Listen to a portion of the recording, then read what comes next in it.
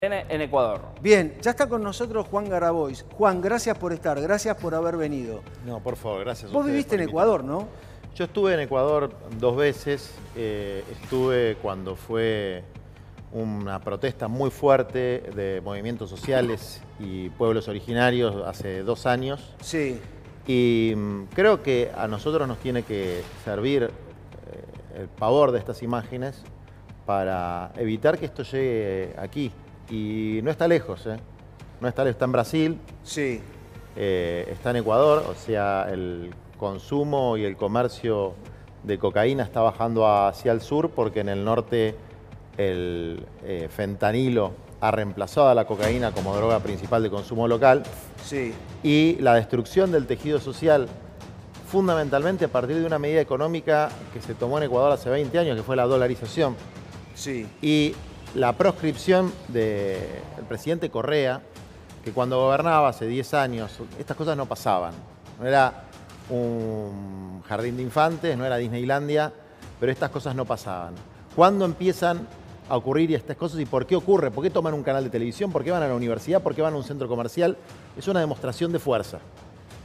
Y si uno ve a estos muchachos que están ahí armados, Sí. ¿qué es lo que ves? Marcas de alta gama de ropa, Sí. zapatillas, Caras.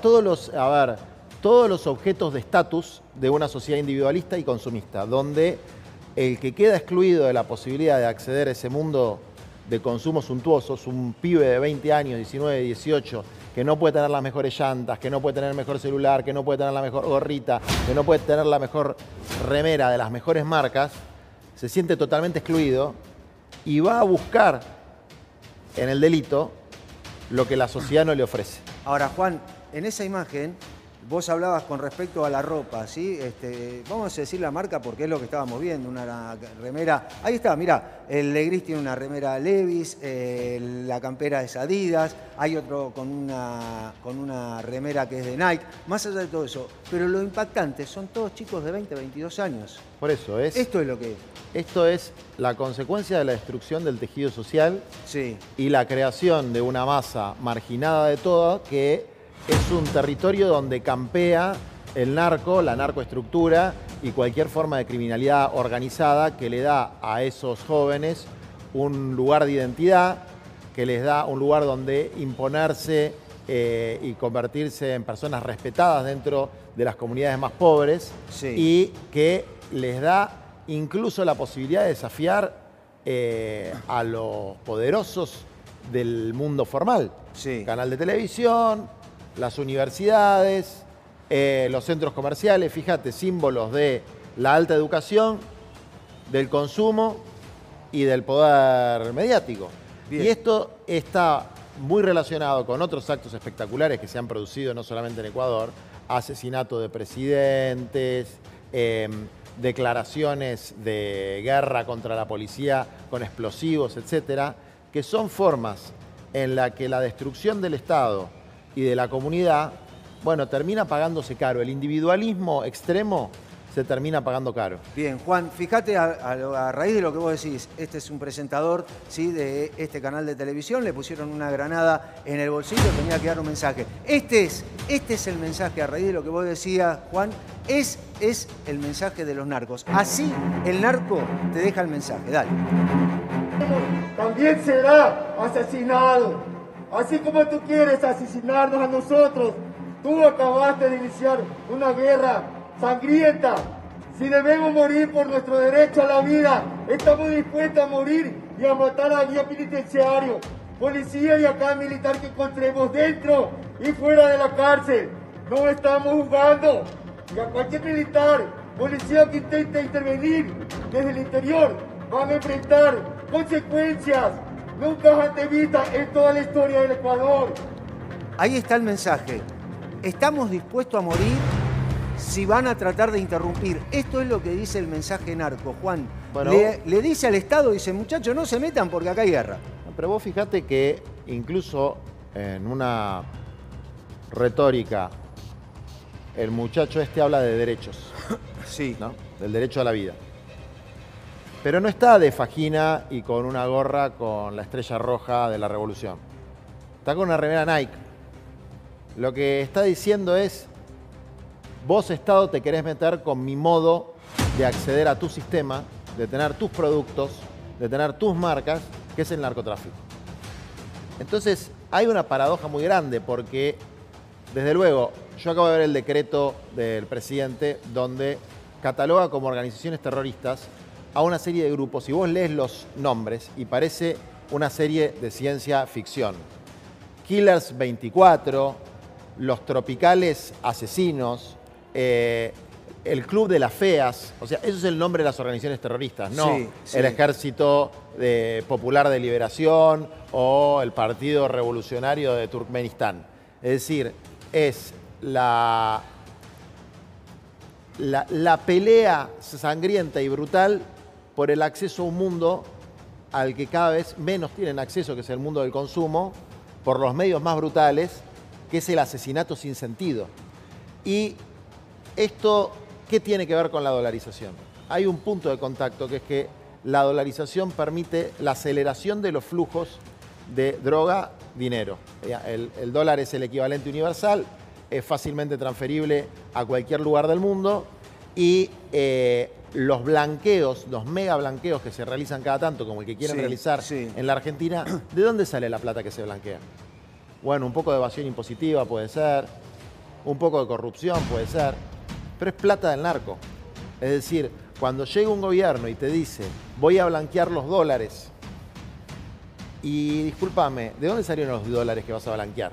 Entonces, son mecanismos en los que el mismo sistema que después se ve amenazado por esta violencia estúpida y sin sentido de un grupo de muchachos jóvenes con remeras de Nike, desprovistos de cualquier ideología que no sea la de acceder al consumo y tener poder, son provocadas por el mismo sistema. Bien, Juan, ahora lo que estamos viendo es precisamente cómo tomaron este canal de televisión. Y vos hablabas de la dolarización de hace aproximadamente 20 años o un poquito más allá de lo que sucedió. ¿Ecuador crece a raíz de la dolarización en el consumo de droga o en el narcotráfico de aquel momento a hoy?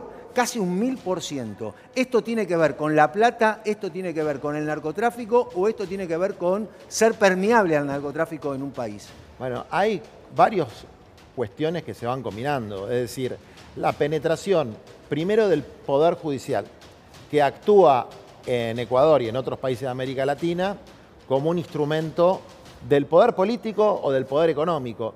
Y si hay un poder económico con capacidad de corromper es el poder narco. Porque tiene la zanahoria de los dólares y el látigo del asesinato. Entonces, el deterioro de las instituciones. La destrucción de lo que acá llamamos la comunidad organizada. Mirá, los movimientos sociales somos los feos, sucios y malos de la película. Pero si esos pibes, igualitos a los que están ahí, no están organizados en las cooperativas, no están organizados en nuestros clubes barriales, no se recuperan de las adicciones en nuestros centros de día, esos pibes terminan así.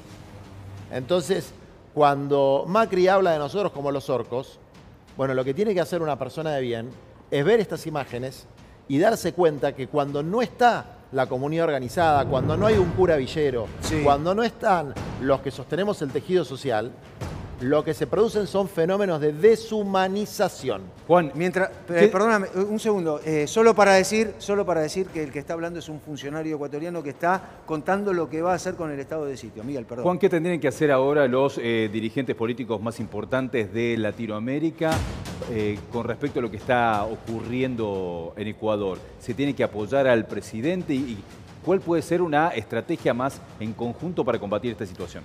Es que yo, por lo menos, escuché de chico que la violencia engendra violencia y engendra violencia y engendra violencia. La guerra contra el narco, se llamaba en una época, fracasó en todo el mundo. Entonces, lo que nos está ofreciendo esta contemporaneidad, sobre todo en los lugares que ya están copados por el narcotráfico, es la distopía del caos. La distopía es lo contrario de la utopía, ¿no? La distopía del caos, que es esto, o la distopía de la dictadura autoritaria, que es Bukele. Es decir, tenés que elegir entre perder todos tus derechos civiles, sociales y políticos a manos de una dictadura totalitaria que tiene acuerdos obviamente con el narco, pero que los maneja de forma tal de que no se caotice, o tenés que aceptar vivir en un caos donde no hay Estado ni organización comunitaria. Entonces es un problema de fondo, es un problema en el que una sociedad obsesionada por el consumismo, pero que excluye a la mitad de su población del acceso al consumo más básico, no puede terminar de otra forma que esta. Entonces hay que hacer un replanteo de sistema. Y si nosotros queremos proteger a la Argentina de esto, ¿por qué la Argentina? La Argentina tiene mucha inseguridad, es cierto, pero tiene una tasa de homicidios de 6 cada 100.000 habitantes. Si me confundo con la cifra, me confundo por poco. Ecuador tiene 24, o sea, cuatriplicada la cantidad de homicidios. Ahora no sé si creció. Si nosotros queremos proteger a la Argentina de esto, primero tenemos que proteger la intervención del Estado en la regulación de la vida social. Si vos retirás al Estado, a la autoridad pública, de la intervención de la vida social, es la guerra de todos contra todos.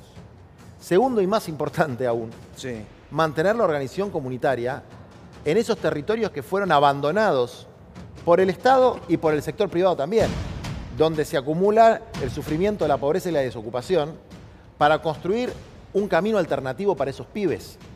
Es decir, cuando un pibe de 17, 18 años tiene que elegir entre laburar 16 horas de albañil para llevar un mango dignamente a la casa o ser un soldadito y ganar 10 veces más, es una elección difícil en términos individuales. Si vos utilizás el marco mental del neoliberalismo, y vas a elegir lo que te conviene más. Sí, te arriesgas la vida, sí, podés matar, pero vas a ganar más guita. Nosotros proponemos otra alternativa, que es el desarrollo de la economía popular comunitaria, donde nadie se va a hacer rico, por eso nos dicen pobristas. Bien, ahora, Donde no le vendemos una ilusión a un pibe de que todos van a ser Messi, Maradona o el Chapo Guzmán, sino que le decimos, acá tenés una perspectiva de tierra, techo, trabajo y comunidad.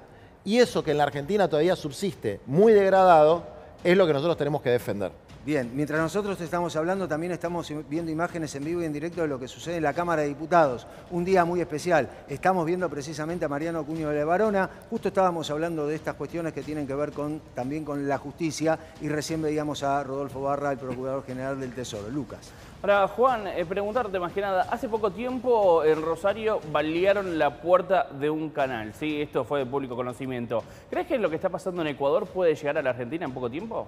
Creo que si se siguen debilitando el tejido comunitario de la Argentina, se sigue poniendo como enemigos a los que están en el territorio organizando una alternativa al narcotráfico, se sigue permitiendo la penetración del poder económico, sea legal o ilegal, en las decisiones políticas y judiciales, evidentemente vamos por un camino muy malo. Por eso nuestra plataforma política se llama Argentina Humana.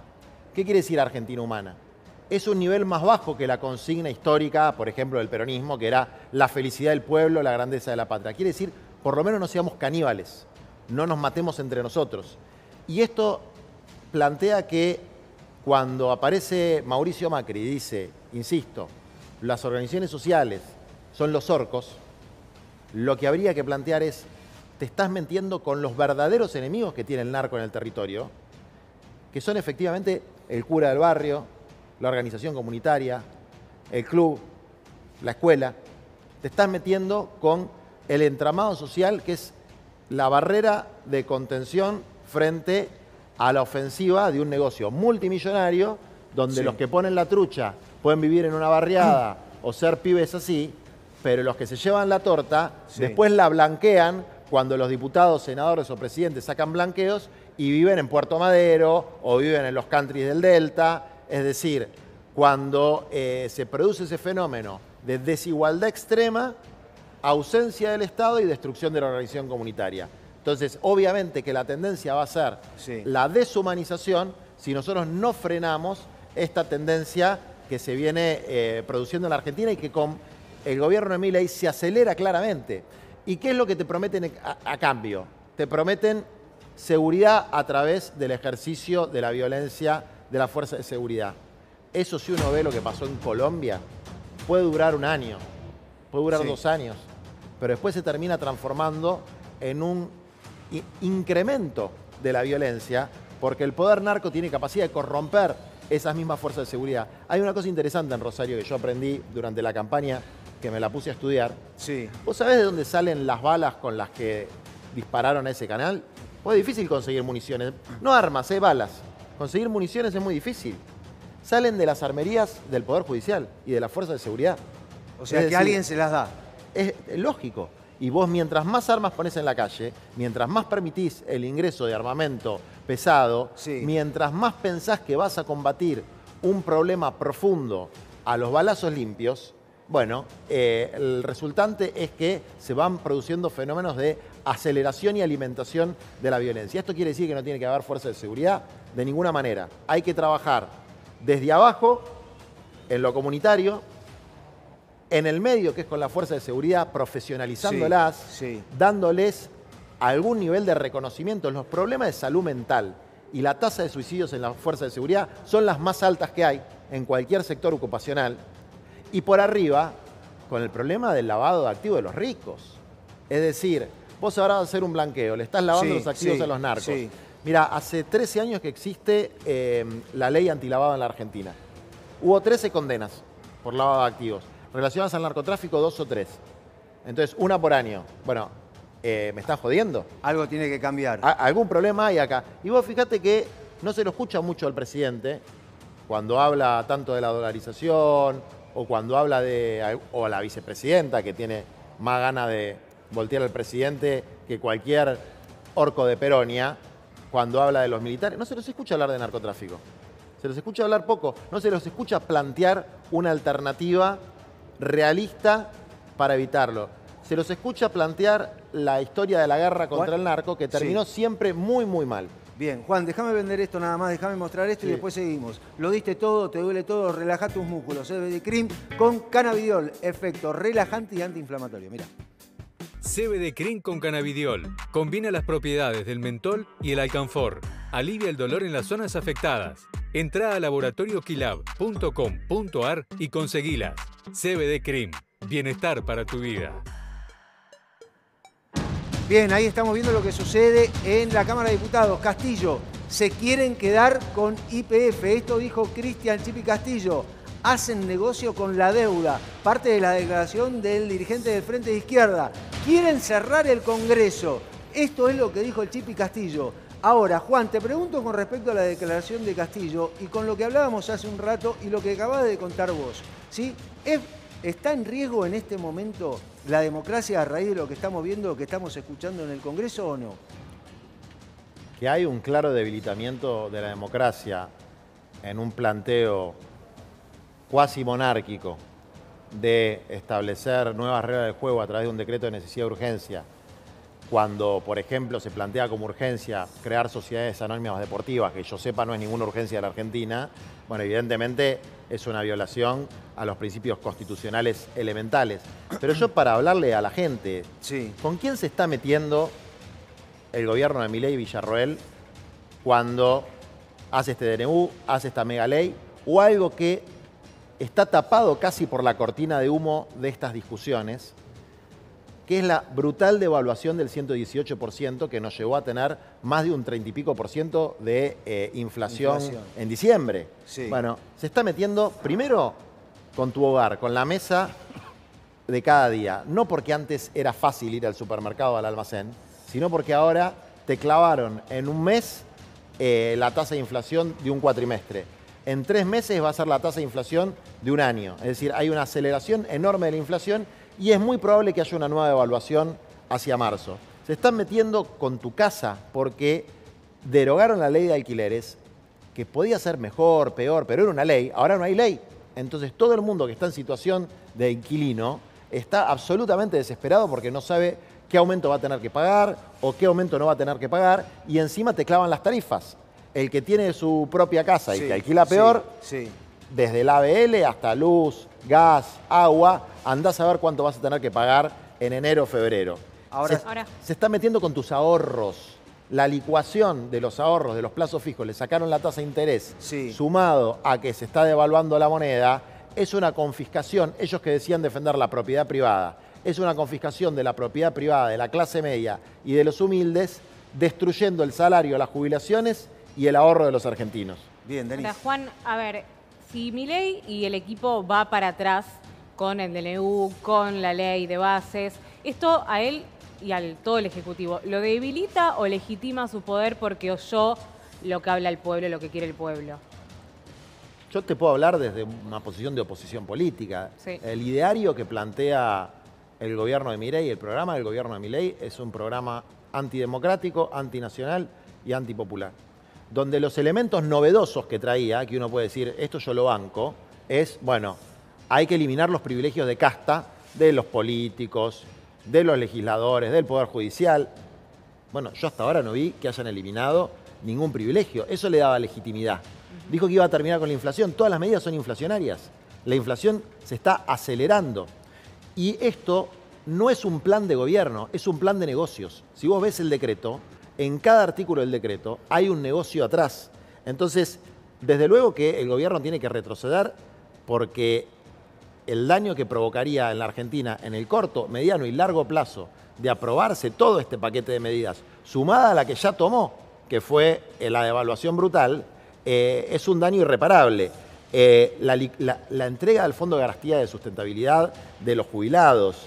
Escúchame, la gente que tuvo la posibilidad de irse de vacaciones, quería irse 2 semanas al mar, va a ir una porque le clavaron un 84% de aumento de las naftas, porque ir a comer es absolutamente impagable, va a volver estresado y después va a llegar y el que manda a los pibes a una escuela privada medio pelo, parroquial más o menos, que vale 50, 60 mil la cuota, sí, va a pagar 120 mil, la prepaga te la van a duplicar porque los lobbies de las prepagas sacaron las limitaciones a las prepagas. Vos ves cada medida que se toma y se está metiendo con un aspecto de tu vida cotidiana. Juan, ¿cuáles son ese tipo de sectores, esos actores o esos protagonistas que serían beneficiados por el DNU, en este caso por la ley ómnibus? Bueno, hay una cantidad de corporaciones que son absolutamente evidentes. Por ejemplo, cuando vos ves que se meten también con tus bosques, con tus sierras, con tus glaciares, ¿no? Y se permite la minería en el glaciar Perito Moreno. ¿Quién se beneficia? 5 grandes mineras. Cuando vos ves que hacen un régimen especial de grandes inversores que le elimina absolutamente todas las cargas, por ejemplo, a Elon Musk si viene a extraer litio de la Argentina. ¿A quién beneficia? Bueno, a su amigo Elon Musk. Si vos ves las sociedades anónimas deportivas, que es algo con lo que Macri viene insistiendo, aunque pierda las elecciones en su club, ¿a quién beneficia? A los capitales británicos y de algunos países árabes que quieren convertir los clubes argentinos en empresas privadas. Si vos ves, por ejemplo, la desregulación absoluta del sector de medicamentos y la prohibición, la eliminación de la posibilidad de tener laboratorios públicos, que son los que abastecen de muchos medicamentos al sistema público, que cuando vas a una salita te dan un paracetamol porque lo tienen porque se hizo en un laboratorio público. ¿A quiénes beneficia? A los grandes laboratorios. Cuando vos ves que les permiten aumentos indiscriminados a las prepagas y que ya te clavaron un aumento y en marzo te van a clavar otro, ¿a quién beneficia? A los Velocopatip y etcétera de la vida. Cuando vos ves el aumento específicamente de las naftas, ¿a quién beneficia? A los accionistas de las petroleras. No permitir que YPF, y por eso la quieren privatizar, fije precio, y fija precio con las normas del mercado, no es un control de precio. Como tiene la mitad de la estación de servicio, dice, bueno, muchachos, el precio del litro ahora son 600 pesos. Fija el precio, todas las demás tienen que ir a ese precio, pues si no se pierden los clientes. Y la verdad que hasta ahora que yo sepa, no se fundió ninguna empresa, ninguna estación de servicio y ninguna petrolera en la Argentina. Ahora, Juan, a raíz de lo que vos estás diciendo, lo que estás contando, estamos viendo imágenes de lo que sucede en el Congreso, ¿sí? Está el envío del proyecto de esta ley ómnibus. ¿Esto es solamente para distraer, a raíz de lo que vos contás? ¿Esto es solamente para una distracción? Bueno, siempre que pasan estas cosas se combinan factores de la psicología del propio presidente que le han hecho creer que es una especie de mesías que va a reinventar la historia argentina. Sí. Es decir, que los últimos 100 años fueron todos una porquería. Sí. Bueno, yo no creo eso. Yo vivo hace 40 años en Argentina. Para mí este es el mejor país del mundo. Hubo años muy malos, años mejores, pero la fuimos remando y tenemos cosas extraordinarias. Y nuestra historia tiene cosas extraordinarias que los que la desvalorizan así nos quieren quitar el autoestima para hacer un borrón y cuenta nueva, que es básicamente lo que hacían los pseudopsiquiatras hace 100 años, con las terapias de shock, ¿no? Que es meterte electricidad en la cabeza para despersonalizarte, sacarte tu personalidad. Entonces está esta idea mesiánica de yo voy a inventar la rueda y yo soy un genio que me vienen las ideas de la fuerza del cielo y voy a hacer que todo funcione, que yo creo que en la estructura mental del presidente él se lo cree. Y después están todas las corporaciones que son estudios jurídicos de grandes empresas poniendo la letra. Ahora, tienen apuestas de máxima y de mínima. La de mínima ya la ganaron, que es destruir el salario de jubilados, trabajadores informales, monotributistas, cooperativistas y asalariados. Ya la ganaron. En 3 meses el salario va a perder un 30, 40, 50 de poder adquisitivo si no hay una pelea para recomponer ese salario. Sí. Lograron, obviamente, valorizar las exportaciones de materia prima porque la devaluación lo que genera es un incremento de los beneficios para los grupos agroexportadores o agrominero exportadores. Sí. Así como te licúa el salario, les aumenta las ganancias a ellos. Pero además de eso, que ya sería como una base, ¿no?, de licuación de los ingresos sociales, plantean con el DNU y la ley medidas más estructurales. Privatizaciones donde incluyen al Banco Nación. Sí. ¿Por qué quieren privatizar el Banco Nación si es un banco que da superávit económico, es decir, da ganancia? No es una empresa que vos decís, bueno, mira, discutamos aerolíneas, ¿no? Yo, Juan Graboy, estoy absolutamente de acuerdo con que Aerolíneas sea pública, porque le permite a la Argentina tener una aerolínea de bandera, conectividad con las provincias, etc. Pero tiene, supongamos, déficit comercial. Algunos dicen que sí, otros dicen que no. Bueno, se discute. Ahora, Banco Nación no tiene ningún déficit comercial. Lo que quieren hacer es quedarse con el negocio, darle ese negocio al sector privado, al sector financiero, que son los que sostienen un gobierno a partir de una inyección constante de recursos y a partir de la penetración en los medios de comunicación, sobre todo. Ahora, Sí. no, más allá de lo que vos estás contando, más allá de esta situación, ¿vos crees que realmente el proyecto es beneficiar a 10 empresas y que el resto se embrome? ¿Este es el proyecto? No. Yo creo absolutamente que el proyecto beneficia objetivamente al sector más rico de la sociedad Sí, y a las empresas sí, transnacionales, sí. perjudica objetivamente a la clase media y a los más humildes, que la letra del proyecto fue redactada en gran parte por estudios jurídicos de las empresas nacionales y multinacionales, cosa que reconocieron parte de los propios estudios jurídicos. Sale en una nota de La Nación. No, Sí. esto pasó por mi estudio, eso son negociaciones incompatibles con la función pública, no se puede hacer. Y que algunas reformas, vamos a decir el 10%, 15%, 20% de lo que está en el proyecto de ley, no en el DNU, pero en el proyecto de ley, son materia debatible, con las que en general yo estoy en contra, pero son materia debatible. Ahora, hay otras que son ridículas. La eliminación de todos los controles ambientales sobre los bosques. Se puede talar indiscriminadamente los bosques. No existe en ningún lugar del mundo. Que se permita que capitales, no te voy a hablar ni de los británicos ni de los norteamericanos, no, chinos, saudíes, rusos, puedan comprar 2, 3, 4 millones de hectáreas porque se elimina el tope de dominio extranjero sobre las tierras rurales de la Argentina. Todo eso es un programa de saqueo, no es un programa de gobierno, no es un programa de reformas liberales. No hay una coherencia en el articulado donde uno pueda ver que acá lo que se trata es de buscar un mejoramiento de la macroeconomía. Hay una idea de refundar un país para que sea el coto de caza de 10 corporaciones. Yo estoy absolutamente convencido de eso y absolutamente convencido que, así como dije en este mismo canal y en muchos otros, cualquier opositor tiene la obligación de respetar el voto popular al 56% de los argentinos que eligió a Milei y también hacer respetar al otro 44% que no lo eligió a Milei. Tenemos también la obligación de hacer respetar la Constitución, los derechos sociales y de combatir, no la vigencia del gobierno, sino las medidas que implementa el gobierno y combatirla, que en el plano legislativo, la oposición legislativa, diputados y senadores tienen que combatirla y no empezar a intercambiar figuritas, porque no sé si te acordás que Milei dijo que algunos estaban buscando coimas. Sí, eso dijo casi todos los diputados que no aprobaban su proyecto. Bueno, yo sabés que creo que tiene un poco de razón. Algunos están buscando coimas. Y así como él dijo que algunos están buscando coimas y por eso no le quieren aprobar, yo quiero ver bien los que levanten la mano para aprobarlas si no recibieron esas coimas que estaban buscando. Ojo el piojo, porque yo ya empiezo a ver algunas declaraciones que cambian.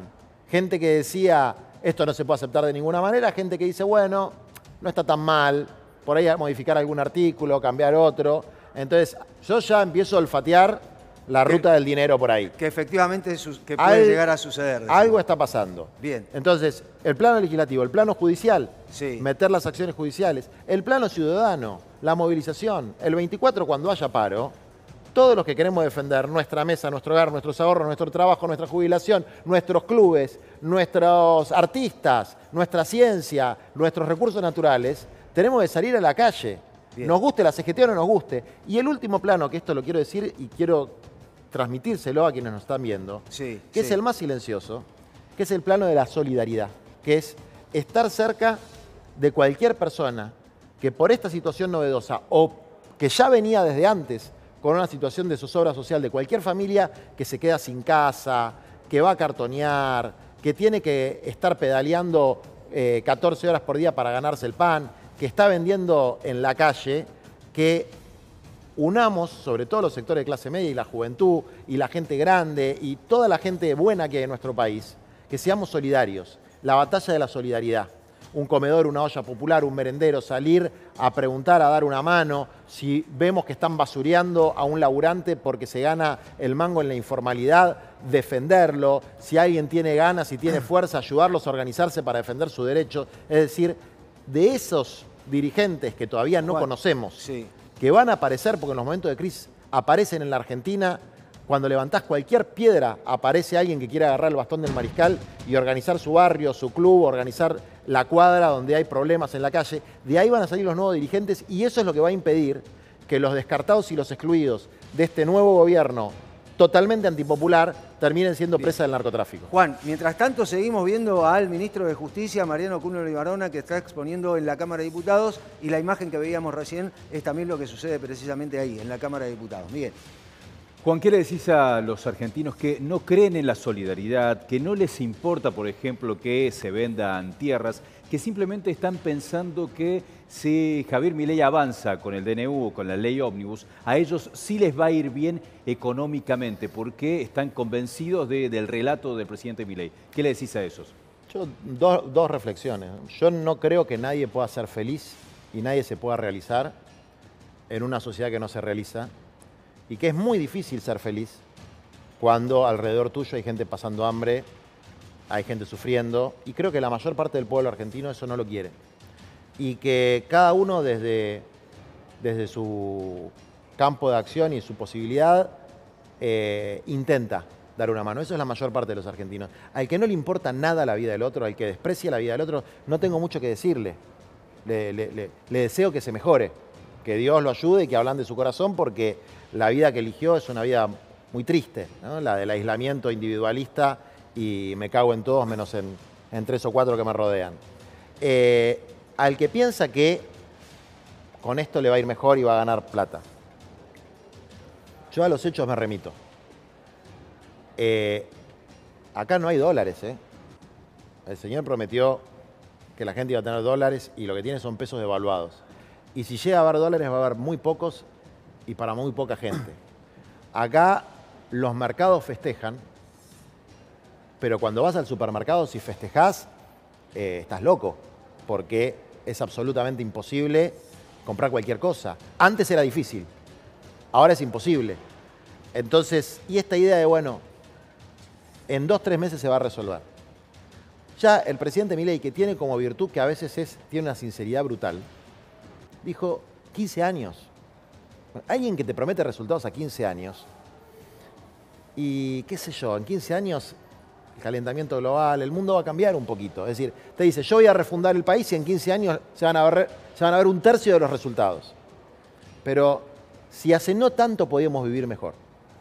Si hace no tanto podíamos todos comer un asado. Si hace no tanto Mar Chiquita, Mar del Plata, Bar del Tuyú y Punta Lara, cualquier lugar de turismo de clase media, media baja, sectores populares, estaba con un 95% de ocupación. Si hace no tanto teníamos mucho mejores índices de pobreza e indigencia de los que tenemos ahora, que va a saltar del 40% que dejó el gobierno anterior, que fue muy malo y que yo me hago cargo porque Yo llamé a votar al gobierno anterior, milité por el gobierno anterior, aunque no ocupé ningún cargo público, porque no me gustaba la orientación que estaba tomando en materia económica y social, pensando que era mejor que un gobierno de Macri que un gobierno de Milei, y eso lo reafirmo, pero digo, esto es una profundización de lo peor que tenía el gobierno anterior, que era la inflación y que era la desigualdad y el aumento de la pobreza. Ahora, acá se está profundizando, entonces no hay que dejarse engañar, son falsas profecías y ahora hay que frenarlas. Es el momento para frenarlas, porque después es muy difícil reconstruir sobre la base de lo que está destruido. La Argentina es un auto que está abollado y hay que hacerle chapa y pintura, hay que arreglarle el motor, etc. Si vos lo llevás al desarmadero, que es lo que está haciendo Milei, le sacás las puertas, le sacás el volante, le sacás el motor. Te quedás sin auto. Te quedás sin auto, después no lo puedes volver a armar. Ahora, Juan, más allá de lo que vos estás contando, ¿qué pasa? Seguimos viendo imágenes de Cunio Libarona. ¿Qué pasa si la ley ómnibus no sale? ¿Qué pasa con Milei? Vos decías, es extremadamente frontal, dice la verdad. Pero ¿qué pasa con él? ¿Se debilita, no se debilita? ¿Qué pasa con Milei si la ley no sale? Vos puedes hacer un gobierno en base a la Constitución y las leyes y el presupuesto, que es lo que debería hacer cualquier gobernante razonable, que es cumplir la Constitución, cumplir las leyes, hacer votar un presupuesto, gobernar para que haya salud, educación, justicia y seguridad para todo el mundo. Y en ese sentido, que le vaya bien. Yo no sé si se debilita o se fortalece. Sí sé que hay gente, y esto es un problema de ellos, digamos, ¿no? Pero hay gente, empezando por su vicepresidenta, que quiere que él haga el trabajo sucio, es decir, la destrucción económica, que haga política de tierra arrasada, para después voltearlo y agarrar la manija.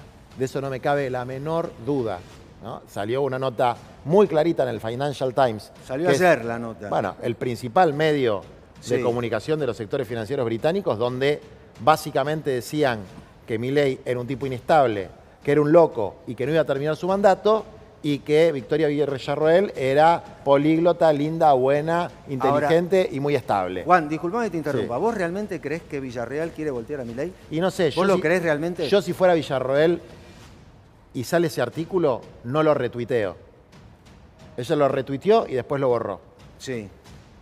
Yo si fuera Villarroel diría, mire señor periodista o al diario Financial Times, la Argentina, nosotros tenemos mandato de 4 años, el presidente no es ningún loco. Bueno, ella se supone que es la compañía de fórmula del presidente. Entonces, no veo con claridad, sí veo con claridad que hay una cuestión de, tenemos un plan B, que el loquito, entre comillas, haga el trabajo sucio, el loquito carismático, el que se la cree de verdad, nosotros hacemos los negocios y cuando lo tenemos que descartar, lo descartamos y ponemos a la titular. ¿Cómo podrían ser esos supuestos o posibles acuerdos entre la vicepresidenta Villarroel y, por ejemplo, Mauricio Macri si existieran? ¿Y para qué? Son los acuerdos del saqueo. Digo, yo les puedo asegurar, Javier Milei no conoce plenamente el contenido ni del decreto ni del proyecto de ley que mandó el Congreso. Conoce títulos. No es abogado, es economista. Se lo armaron y lo han hecho funcionar como una suerte de escribano mayor. Desde luego que él tiene su orgullo puesto en que esto salga. Yo creo que el acuerdo, teniendo en cuenta que ellos caracterizan, y lo dicen, no lo estoy diciendo yo, lo dicen ellos, lo dice el Financial Times, que retuiteó Villarroel, que es una persona psicológicamente inestable, que es una persona que puede tal vez no terminar, no dice tal vez, que hay la posibilidad cierta, cito, la posibilidad cierta de que no termine su mandato, bueno, que están preparando el terreno, decís vos. El terreno y, como dice Macri, el segundo tiempo. Bien, digamos. ahora, Juan. Ahora, por eso digo, cuando ellos hablan de golpistas para referirse precisamente a los que no somos golpistas y nunca lo fuimos, a los que defendemos la institucionalidad en el país, a los que somos opositores a medidas inconstitucionales, ilegales e ilegítimas, y a un gobierno con el que no estamos de acuerdo, pero opositores con la Constitución en la mano, cuando nos señalan a nosotros para hablar de golpismo, muy probablemente funcione esa frase que dice que el ladrón cree que todos son de su condición. El golpista cree que todos son de su condición.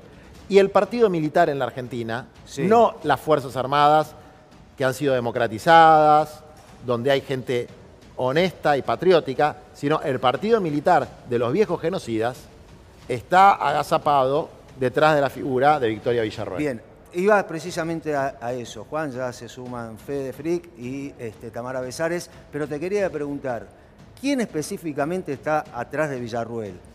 ¿Tenés nombre y apellido? Decir, bueno, esta persona está atrás de Villarroel para precisamente después sacarse de encima a Javier Milei.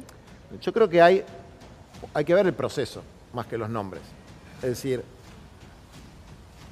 hubo un emergente de la crisis de representación política en la Argentina que fue Javier Milei. Él logró capitalizar una crisis de representación Sí.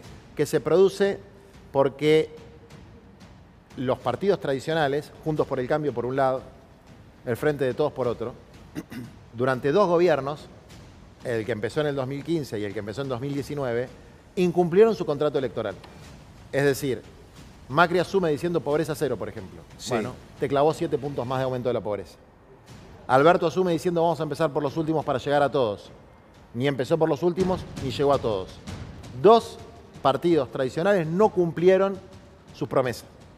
Aparece un emergente que, con una serie de ideas que yo no comparto, se sostiene sobre un diagnóstico que sí comparto, que es, hay una casta política que fracasa permanentemente. Desde mi punto de vista no son todos iguales, hay Sí. gente muy buena, hay gente muy valiosa, pero Sí. que existe estos privilegios de casta, es así. Hay una inflación galopante que no se está abordando correctamente. La Argentina así está en un sendero de decadencia. Y lo hace apasionada y carismáticamente. Y logra atraer a sector muy amplio de la sociedad. Yo lo decía en ese momento durante la campaña como el flautista de Hamelin, que toca una melodía linda, pero que te está llevando al suicidio colectivo. Y hubo un 30 y pico % de la sociedad que lo votó. Y después, en el balotaje, Macri, muy astutamente, no inteligentemente, astutamente, Macri, que en vez de funcionar como un jefe político y promover o a Larreta, que era su delfín, o a la propia Bullrich, muy astutamente Macri lo que hace es, en las generales, hacerle un apoyo indirecto a Milei y en el balotaje prácticamente secuestrar a la política de Milei, porque Milei se puso muy mal, se pudo ver en la nota, creo que con un periodista que se llama Trabuc, que él se ponía muy mal y muy nervioso porque le había ido mal en las generales. Bueno, le pone todos los votos, Macri, gana el balotaje y se cree dueño del gobierno. Lo hicieron tan alevosamente, él y Villarroel, Sí, tan alevosamente, sí. que Milei se dio cuenta. Entonces desplazó a Villarroel. ¿De qué la desplazó? La desplazó del área de seguridad y de defensa, militares y policías. ¿A quién puso? A Bullrich y a Petri, pero bajo la condición de que rompan con Macri. No sé si vos vas siguiendo la política, te das cuenta Sí, de que hubo una sí, ruptura sí. entre Macri y Bullrich. Pero la ruptura entre Villarroel y Milei es mucho más evidente, porque ella era la que iba a llevar el área militar y el área de seguridad. Bueno, evidentemente no la está llevando. Tiene que Entonces, se juntan en el Country Club Cumenel, que es público y notorio, porque la señora va sin ningún tipo de vergüenza a conspirar contra quien la puso de vicepresidenta, y da notas al Financial Times con planteos golpistas y después la sube a sus propias redes. Bien. Entonces digo, eso, ahora, yo soy parte de la oposición política y mi corazón está en los sectores populares que están sufriendo. Las internas de Palacio de ellos me importan como ciudadano comprometido con la democracia, pero nuestra prioridad es frenar este programa de deshumanización, que es el programa de todos. Es el de Milei, es el de Villarroel, es el de Macri, Sí. solo que el que van a utilizar para mí como un fusible, ¿viste? Sí, Que cuando sí. sube la tensión salta un fusible. Bueno, vos pensás que cuando la gente vea el aumento de la cuota del cole, la clase media te estoy hablando, el aumento de la prepaga, el aumento de... Se va a enojar. La Pero- clase media se va a enojar bastante. Pero va a dejar de decir, Alberto me cagaste, va a empezar a decir, Milei me cagaste. Bien, Juan, déjame sumar a Fede, a Tamara. Hola, Carlitos. Sí, Hola, estamos, Juan. ¿Cómo sí, estás? estamos Buenas hablando tardes. de Juan Hola. Grabois, estamos hablando de todo Tremenda lo que tiene nota, que ver con la sociedad. Estamos viendo precisamente la imagen de lo que sucede en el Congreso de la Nación. Mientras estábamos viendo precisamente esto, estamos hablando con Juan Grabois. Con respecto, básicamente lo decía recién Juan, con respecto a esta situación entre Villarruel-Macri, o este juego Villarruel-Macri y Javier Milei, ¿no? Sí, preguntarle justamente a Juan, perdón por volver a aquella nota del Financial Times, yo también quedé sorprendido cuando la leí, y voy a rescatar un fragmento, Juan, y quiero que me lo expliques en términos políticos. Hay una parte que dice, es una mujer que está preparada para absolutamente todo. Y me haces que sí con la cabeza y te veo. Y me explicas qué es en términos políticos estar preparado para todo. Y 2 puntos, ¿tengo que tener miedo? Bueno, sí, preocupate mucho. Bien, gracias. Porque si vos lees el primer párrafo de esa nota, Sí. a mí me enseñaron cuando estudié para traductor, yo hice el traductorado, que en una nota hay que leer con mucha atención el primer párrafo y el último. Exactamente. El primer párrafo habla de que Milei puede no terminar su mandato y que ella es la siguiente en la línea de sucesión. El último es está preparada y lista para todo. Exactamente. ¿Qué quiere decir eso? Asumir de manera cuasi golpista, un golpe institucional, y desarrollar una política represiva y de cercenamiento de libertades, que es la única forma de que se sostenga en el tiempo un programa de saqueo como este. Porque el pueblo argentino no se va a bancar la destrucción de las cosas que más ama, como su mesa familiar, como el hogar, sus ahorros, su jubilación, la posibilidad de irse 2 semanas de vacaciones, sus derechos laborales, la destrucción de sus pymes, claro, que con la apertura indiscriminada de las importaciones se van a caer todas, la destrucción del bosque, del mar, de la sierra, de su obra social, de su escuela, de su biblioteca. Quieren cerrar el CONAVIP, el Consejo Nacional de Bibliotecas Populares. Entonces, toda la gente que sus hijos van a practicar un taller en una biblioteca popular, que van a un club de barrio, esa es la vida de nuestro pueblo, que no se mide en cuántas remeras de alta marca, como la que buscan los pibes que caen en manos del narcotráfico, compraste, que se miden en cuántos goles, cuántos partidos jugaste, cuántos libros leíste, si pudiste ir al taller de taekwondo, al taller de música. La vida barrial que ellos no conocen porque viven en otro mundo, que es la que quieren privatizar y destruir, cuando eso termine de sentirse, Sí.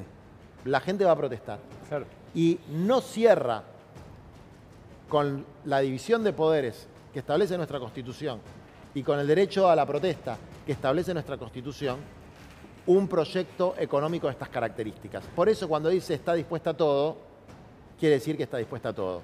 Y a mí que me tocó en misiones de solidaridad y derechos humanos recorrer muchos países latinoamericanos donde parecía que había cosas que eran incuestionables, como por ejemplo que no participen militares de la represión, volvieron a suceder. Claro. Bolivia, por ejemplo. Claro. Ahora, Entonces, Juan, mucho cuidado con eso. ahora, Juan, vos hablás de que el pueblo va a protestar, hablás de que hay que frenar este proceso de deshumanización. Esto, te pregunto, ¿se frena en las calles? Y en función de eso, te pregunto también por algo que vamos a vivir, que va a ser la movilización del 24. ¿Cómo la ves? ¿Va a ser masiva? ¿Va a tener un plan de continuidad? Yo creo que hay 4 planos de confrontación con esto. El primer plano, desde luego, le corresponde a la dirigencia política, particularmente a los representantes en el Congreso, de la oposición. Y cuando digo la oposición, no es Unión por la Patria, no son los diputados de nuestro espacio, no es Nati Saracho, Itay Hagman y los diputados que están con... No. La Unión Cívica Radical, el bloque que hoy encabeza Pichetto y Massot, que han planteado que lo del DNU no es el mecanismo correspondiente y que tienen algunas coincidencias, pero tienen otras diferencias, sumados a Unión por la Patria, que yo creo que tienen que rechazar completamente el proyecto, bueno, frenarlo en el Congreso. Ojo que no pase la Banelco por el Congreso y sobre todo por el Senado, donde los gobernadores están, entre comillas, extorsionados con el tema de la coparticipación. Bien, Juan. Primer punto. Segundo punto, lo judicial. Bueno, ya está frenado parte del DNU en lo laboral. Tercer punto, la movilización. Y la movilización del 24, desde luego que va a ser masiva, y no hay que tener miedo a este provocación permanente de que si protestás te van a lastimar. Eso está dentro del pacto democrático. Es decir, una cosa es que uno tenga una posición en contra de un corte de ruta de 2 días o de un acampe en la 9 de julio, y otra cosa es que no se pueda protestar, es joda. Es decir, si hay una movilización que va a ser muy masiva y hay una represión frente a esa movilización, ya no estamos en un Estado democrático, porque es una movilización, no es un ataque terrorista ni de narcotraficantes que se meten en un canal, una universidad o un centro comercial. Es el pueblo que se está movilizando, o por lo menos una parte del pueblo. Entonces son esos 3 planos base de la solidaridad. Así se combate un proyecto de deshumanización y de destrucción de la identidad de nuestra patria. Juan, para cerrar, porque sabemos que te tenés que ir, obvio que agradecerte estos minutos que te has quedado siempre en Noticias. ¿Y el peronismo qué? Yo creo que hay una crisis en nuestro campo, que hay una crisis en lo que podríamos llamar, más que peronismo, algo más abarcativo, ¿no? El humanismo en la Argentina. Mirá. Y el peronismo, Perón decía, el peronismo es una doctrina humanista y cristiana. Esa era su definición del peronismo. Simple, popular, humanista y cristiana. Ahora que hay tantos con el peronómetro, ¿no? Bueno, hay que estudiar esa idea. Y los que planteamos una Argentina humana, también estamos en una crisis en la que no aparecen los nuevos liderazgos, no aparecen formas de discusión colectiva, no aparece un debate crítico, autocrítico sobre lo que hicimos mal en el pasado, y no se terminan de coagular iniciativas comunes. Bueno, yo creo que hay un camino, por ejemplo, en relación a bloquear en el Parlamento la destrucción que propone Milei. Hay un camino que planteó Kicillof con las multisectoriales en la provincia de Buenos Aires. Hay un camino que nosotros estamos planteando con las campañas de solidaridad en los territorios, y que todo eso en algún momento tiene que abrir paso a una, no me gusta la palabra renovación, a un resurgimiento del movimiento nacional. Me haces acordar a Kicillof cuando dijo: tienen que venir nuevos nombres, nuevas canciones, nuevas músicas. Bueno, estaba en eso que dijo Axel, y que fue en algunos puntos cuestionado. Bueno, yo la verdad que cuestionar que alguien quiera escribir nuevas melodías, es decir, que quiera componer algo nuevo, cuestionar eso me parece una tontera, porque si no, el mundo queda estancado en lo que pasó antes, incluso en los grandes éxitos de antes. Es decir, uno no puede quedar estancado esperando que todo el tiempo suene la misma canción. Lo cual no quiere decir no tener una continuidad histórica, ¿no? Es decir, lo cual no quiere decir creer como Milei que uno inventó la rueda. No, no. Hubo en los gobiernos, vamos a hablar desde que yo nací en el 83 con la democracia, de Alfonsín hasta acá, momentos mejores, momentos peores. Uno no puede decir fue todo un desastre. Recuperamos YPF, logramos que exista un sistema de seguridad social razonablemente amplio, con la moratoria jubilatoria, con la asignación universal por hijo, logramos que haya niveles de salarios los mejores de América Latina durante los gobiernos de Néstor Kirchner y Cristina Kirchner. Ahora, ¿yo tengo que creer que los mejores años de mi vida ya pasaron? No.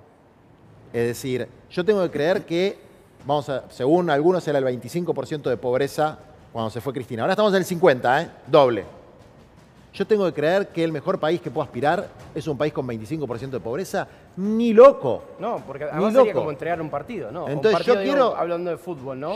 Exactamente. Yo quiero escribir melodías nuevas, tocar covers, escuchar a los viejos maestros del rock and roll, y es una metáfora. Obviamente, esa metáfora uno la puede usar con mala intención para decir vamos a inventar la rueda y vamos a poner una bisagra en la historia y todo lo que está atrás, como decían antes, vamos a tirar a los viejos por la ventana, o uno lo puede plantear diciendo que es necesario que exista un resurgimiento de un movimiento que se ha desprendido de las necesidades reales de nuestro pueblo en los últimos años. Y en la Argentina vos levantás una piedra y tenés un buen dirigente. En los clubes de barrio tenés un buen dirigente. En las radios comunitarias tenés un buen dirigente. En las bibliotecas populares tenés un buen dirigente, una buena dirigente. En las cooperativas, en las cooperadoras escolares, en cualquier grupo profesional, vos tenés buenos dirigentes. Lo que pasa que el funcionamiento de la política actual los aplasta, porque busca todo el tiempo subordinar, y uno ve una meritocracia al revés. Entonces uno ve las listas, los que encabezan las listas, a veces ministros, funcionarios, miran los nombres y dicen, che, este tipo, esta mina, ¿qué carajo hizo? A ver, ¿qué hizo? A ver, fundó una escuela para niños en situación de calle. No. ¿Diseñó una política nuclear? No. ¿Promovió las artes y las ciencias? Tampoco. ¿Desarrolló una gran política de vivienda e integración urbana de los barrios? Menos. ¿Se dedicó a estudiar ese tema? Tampoco. Uno que ve que en las listas y en los cargos públicos se promueven a los de la banda de cada dirigente. Entonces, bueno, hay una teoría detrás de eso que yo no comparto. Que es la teoría de el poder por el poder mismo. Es decir, que si se acumula poder en una figura, las cosas van a estar bien porque esa figura va a poder cambiar la realidad. Yo no creo en eso. Creo en los procesos colectivos, creo en darle lugar a otros. Por eso nunca fui candidato a nada y siempre promoví a otros compañeros y compañeras. Y creo que la Argentina tiene un futuro humano posible si combinamos lo mejor de lo que ya existe con lo mejor de lo que tiene que existir. Y en ese proceso es en el que por lo menos yo quiero trabajar y voy a trabajar durante el próximo año en esta dualidad de combatir políticas que considero inhumanas y construir una alternativa popular, justa, soberana y humana para la etapa que venga. Juan, gracias. No, gracias. Hablamos un ratito. Hablamos Tremendo un rato. cierre. Sí, gracias Juan por haber estado. Me permito esto porque habíamos obviamente. arrancado en el programa. No, y agradecerle a Juan que se quedó 10 minutitos más y bueno. Y nos hizo un análisis político con este día tan particular. Y me guardo el cierre. Un día le voy a preguntar si le gusta más tomar que hablar. Vos decís que le gusta hablar. Sí, claro. Obviamente. Gracias Juan, un abrazo Gracias, Juan. grande, muy gentil. Gracias.